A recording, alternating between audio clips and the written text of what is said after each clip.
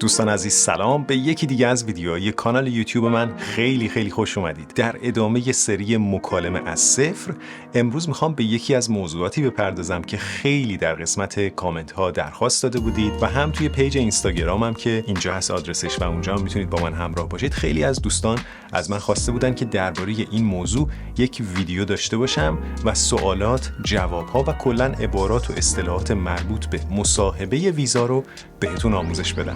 خب بچه قبل از اینکه بریم سراغ اصل ویدیو این نکته رو بگم که این سوالات و این جوابها هم توی مصاحبه ویزا براتون مفید خواهد بود و هم در بدو ورود به یک کشور وقتی که ویزاشو گرفتید وارد فرودگاه شدید قسمت پاسپورت کنترل ممکنه این سوالات رو ازتون بپرسن.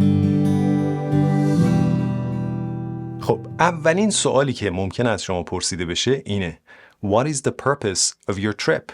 What is the purpose of your trip? هدف شما از این سفر چیه؟ خب اینجا جوابای مختلفی میتونید ارائه بکنید. اولین جواب I'm going for tourism. I'm going for tourism. بچه توی اینجور مصاحبه ها لازم نیست که خیلی زیادی توضیح بدید. مثل آیلتس نیست که جوابای طولانی بدید. همون جواب کوتاه رو، همین جوابایی که من امروز دارم بهتون میگم، همینا رو اگه بگید کفایت میکنه. I'm going for tourism. I'm going for tourism. میخوام سفر توریستی برم. یا ممکنه سفرتون کاری باشه که جوابتون این خواهد بود I have a business meeting with a potential client. I have a business meeting with a potential client. یعنی قرار یک ملاقات کاری داشته باشم با یک مشتری. کسی که حالا قرار مشتری من بشه. Potential client.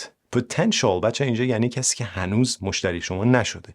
میخوای بری باش قرار رو بذاری، ملاقات رو داشته باشی، حالا یا مشتری میشه یا نمیشه. یا اینکه داری میری به دیدار خانواده، میگی I'm visiting family who live there. I'm visiting family who live there. یا اینکه خیلی ساده میگید I'm going to visit my family. I'm going to visit my family. یا اینکه این جوابو میدید اگه دارید میرید مثلا یه کنفرانس علمی. I'm attending an academic conference. I'm attending an academic conference. دقت کنید بچه توی همه اینها من از زمان حال استمراری استفاده کردم که یکی از کاربردهاش در واقع نشون دادن قصد و نیت شما برای انجام کاری است. اینو توی چند تا ویدیو مفصل توضیح دادم، میتونید برید اون ویدیو رو ببینید. توی قسمت گرامر از پایه هست و با این ساختار و کاربردهای مختلفش آشنا بشید. خب سوال بعد How long do you plan to stay? How long do you plan to stay? چقدر قراره که بمونی؟ How long do you plan to stay? اینجا هم باز جوابای مختلف میتونید داشته باشید. ولی جوابا کوتاه و مختصر و مفید. Just one week. Just one week. یه هفته. About a month. About a month. تقریباً یه ماه. یا اینکه میگید Just 2 days for my business trip. Just 2 days for my business trip. دو روزه میرم کارامو میکنم و میام. یا اینکه میخوای بری 3 ماه بمونی. میگی I'll be there for 3 months. I'll be there for 3 months. خب سوال مهم بعدی Where will you be staying? Where will you be staying? Where will you be staying? کجا میمونی؟ کجا قراره بری؟ محل اقامتت کجاست؟ اینجا هم باز بچه ها جوابای متفاوت داریم. I have a reservation at a hotel. I have a reservation at a hotel. هتل رزرو کردم. یا اینکه میخوای بری خونه فامیلات. میگی چی؟ میگی I'll be staying with relatives. I'll be staying with relatives. کوتاه، مختصر، مفید. یا اینکه مثلا Airbnb یا هتل‌های خیلی ارزون قیمت، محل اقامت خیلی ارزون قیمت، اونا رو اجاره کردی که باز میگی چی؟ میگی I've booked an Airbnb. I've booked an Airbnb. سوال بعد درباره وضعیت مالیتونه. How will you support yourself financially during the trip? How will you support yourself financially during the trip? یعنی خرج و مخارج تو چطور تأمین میکنی؟ خیلی فارسی راحت بخوایم بگیم این هست. خرج و مخارج در کجا میاد؟ بازم اینجا شما ممکنه با توجه به وضعیتی که دارید جوابای مختلفی بدید. یه جواب معمولاً متداول ترین جواب اینه. I have saved enough money to cover all my expenses. I have saved enough money to cover all my expenses. پول جمع کردم، ذخیره کردم، خرج خودم میدم. To cover all my expenses.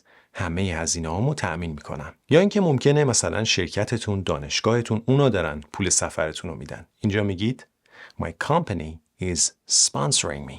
My company is sponsoring my trip. My company is sponsoring my trip. یا My university is sponsoring my trip. یا اینکه این جوابو میدید که اگه اینو بگید احتمالاً ویزاتونم رد میشه. میگید چی؟ میگید My relatives will be taking care of my expenses. My relatives will be taking care of my expenses. پاسخ بعد وقتی که شما از طرف دانشگاه مثلا یه گرانت برنده شدید و دارید از اون گرانت تحقیقاتی استفاده میکنید. اینجا میگید I have a travel grant from my university. I have a travel grant from my university. خب میریم سراغ سوال بعد درباره سابقه سفرهای قبلی شما. Have you ever traveled abroad before? Have you ever traveled abroad before? قبلا خارج از کشور خودتون سفر کردید؟ سفری داشتید؟ یه جواب ممکن اینه. Yes, I've been to a few countries in Europe. I have been to a few countries in Europe. دقت کنید بچه ها I have been in نمیتونید بگید. این در واقع به صورت یه قالب باید حفظش بکنید. Have you been to Paris? Have you ever been to Paris? تا حالا پاریس رفتی؟ Have you ever been to Iran? تا حالا ایران رفتی؟ Have you ever been to England? تا حالا انگلیس رفتی؟ I have been to a few countries in Europe. چند تا کشور اروپایی رفتم. یا اینکه جوابتون اینه که دفعه اولمه. میگید No, this is my first time. This is my first time. و یا اگر مثلا سفرهای کاری زیادی دارید میگید چی؟ میگید I regularly travel for business. I regularly travel for business. یعنی به طور معمول برای کارم سفر میکنم. خب میریم سراغ سوال بعد درباره خودتون، شغلتون. What is your occupation? بچه این طرز گفتن خیلی رسمیه. What is your occupation? توی مکالمه و محاوره روزمره ما معمولا میگیم What do you do? What do you do? شغلت چیه؟ ولی توی یک مصاحبه رسمی، توی یک فضای رسمی ممکنه ازتون بپرسن یا شما از کسی بپرسید What is your occupation? شغلتون چیه؟ اینجا میتونید جوابای مختلف بدید. I'm a software engineer. I'm a software engineer. مهندس نرم افزار هستم. I'm a student. دانشجوام. I'm a teacher. یا اینکه میخواید بگید بیزنس خودمو دارم. میگید I'm self-employed. I'm self-employed. شغل آزاد دارم. برای خودم کار میکنم. I work in healthcare. I work in healthcare. تو بخش سلامت کار میکنم. خب بچه یه سوال خیلی مهم که تو بیشتر مصاحبه‌های ویزا میپرسن، حالا یا به صورت نوشتاری هست یا به صورت مصاحبه، یعنی فرم باید پر کرده باشید یا اینکه ازتون میپرسن اینه What ties do you have to your home country? What ties do you have to your home country? یا اینکه میگن What social ties do you have to your home country? یعنی چی؟ یعنی چند تا کراوات داری توی کشور خودت؟ نه غلط گفتید. البته یه چند نفر اون پشت شما نه اون ردیف بعدی باریکلا شما درست گفتی. آفرین دمت گرم. بچه این What ties do you have to your home country یعنی چه چیزی توی کشورت داری که باعث ارتباط تو با کشور خودت بشه. مثلا جوری نباشه که بری از کشور خودت و دیگه بر نگردی. حالا این ties میتونه شغل شما باشه، میتونه مثلا خانواده یا بچه‌ای باشه که اونجا دارید، هر چیزی میتونه باشه. حالا اینجا جوابای مختلفی باز میتونید ارائه بکنید. I have a full-time job there. I have a full-time job there. یه شغل تمام وقت دارم توی کشور خودم. یا اینکه میگید My entire family lives there. My entire family lives there. این میشه social tie. کل خانواده‌ام اونجا زندگی میکنن. My entire family lives there. یا اینکه میگید I own property in my home country. I own property in my home country. توی کشور خودم زمین دارم، ملک دارم. یا اینکه این جوابو میدید I run a business that I have to manage. I run a business that I have to manage. یک بیزنس کسب و کاری دارم که خودم مدیریتش رو به عهده دارم. I run a business that I have to manage. خب بعد که اینو جواب دادید احتمالاً سوال بعدی درباره برگشت شماست. برنامه‌تون برای برگشتن چیه؟ When do you plan to return? When do you plan to return? کی قراره برگردی؟ یه جواب ممکن بچه اینجا اینه. My return flight is scheduled for a week after I arrive. My return flight is scheduled for a week after I arrive. یه هفته بعد از اینکه برسم برمیگردم. بلیطم برای یه هفته بعد از اینه که برسم. یا اگه مثلا برای کنفرانس دارید میگید میتونید بگید I plan to return as soon as the conference concludes. I plan to return as soon as the conference concludes. به محض اینکه کنفرانس تموم بشه برمیگردم. خب سوال بعد درباره بیمه است. Do you have health insurance for your trip? Do you have health insurance for your trip? بیمه سلامت برای سفرتون دارید یا نه؟ اینجا میتونید اگه بیمه دارید، بیمه کامل دارید و کل سفرتون رو پوشش میده، این جواب رو بدید. Yes, I've taken comprehensive travel insurance. Yes, I've taken comprehensive travel insurance. بله، بیمه کامل دارم، بیمه سفر کامل. یا اینکه هنوز تهیه نکردی و میگی No, but I plan to buy it before my trip.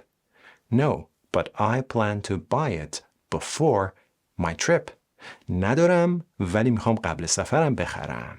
یا اینکه اگر الزامی بوده و خریدید این جواب رو میدید. Yes, it's mandatory for the visa that I'm applying for, so I've purchased it. Yes, it's mandatory for the visa I'm applying for, so I've purchased it. بله، برای ویزایی که من دارم اپلای میکنم و تقاضا میدم اجباری بود، الزامی بود و خریدم. Purchase. To purchase something, to buy something. یک کلمه نسبتاً رسمی تر برای خریدن هست. خب سوال بعد ممکنه درباره همراهان شما در سفر باشه. سوال احتمالاً این هست. Is anyone accompanying you on this trip? Is anyone accompanying you on this trip? کسی توی این سفر همراه شما هست یا نه؟ یه جواب ممکن اینه. No, I'm traveling alone. No, I'm traveling alone. خیر، تنها دارم سفر میکنم. یا اینکه این جواب رو بدید. Yes, my spouse is coming with me. Yes, my spouse is coming with me. بچه‌ها spouse به معنای همسر هست. هم میتونه خانم باشه هم آقا. در واقع spouse یه کلمه کلی برای همسر هست. حالا چه آقا چه خانم. spouse. شاید هم دارید با همکاراتون میرید. پس میگید Yeah, I'm traveling with a group of colleagues. I'm traveling with a group of colleagues. با گروهی از همکارانم دارم سفر میکنم. یا اینکه کلن همه با هم دارید میرید. میگید Yeah, my whole family will be joining me. My whole family will be joining me. همگی با هم، با کل خانواده داریم تشریف میبریم. خب یه سوال ممکنه دیگه بچه‌ها درباره پروازتونه. اینکه پروازتو خریدی یا نه. Have you booked your flights? Have you booked your flights? پروازت رو رزرو کردی خریدی یا نه؟ اگه میخوای بگی رفت و برگشتش رو خریدم میتونید خیلی ساده از این عبارت استفاده بکنید. Yes, both to and from. Yes, both to and from. به همین راحتی. یعنی بله رفت و برگشت. To and from. اما اگه فقط پرواز رفتتون رو رزرو کردید و خریدید و برگشتتون رو نخریدید میتونید این جواب رو بدید. I've booked my flight there but not my return yet. I've booked my flight there but not my return yet. هنوز برگشتم و نخریدم. I've bought my flight there. پروازم به اونجا رو، به مقصد رو خریدم. شایدم مثلا میخواید بگید که منتظرم که ببینم شما به من ویزا میدید یا نه. No, I'm waiting for visa approval first. No, I'm waiting for visa approval first. نه، منتظر تایید یا صدور ویزام هستم. خب و اما سوال پایانی. Have you visited this country before? Have you visited this country before? قبلا اومدید این کشور یا نه؟ Yes, several times for business. Several times for business. بله، برای کار چندین و چند بار اومدم. Yes, several times for business. یا اینکه فقط یه بار رفتم به عنوان توریست. I went there once as a tourist. I went there once as a tourist. I went there once as a tourist. یا دفعه اولتونه. No, this will be my first time. This will be my first time. یا اینکه اصلا اونجا کار کردی یا درس خوندی میگی Yeah, I studied there. I studied there. اونجا درس خوندم. خب بچه اینم از ویدیوی امروز. درباره مصاحبه ویزا. اینا رو باید تمرین بکنید، تکرار کنید. اگرم مصاحبه ویزا در پیش دارید براتون آرزوی موفقیت میکنم. قبل از مصاحبهتون اینا رو تمرین بکنید و مطمئن باشید که خیلی از سوالات رو میتونید راحت و با اطمینان بیشتر جواب بدید. تا ویدیوی بعد.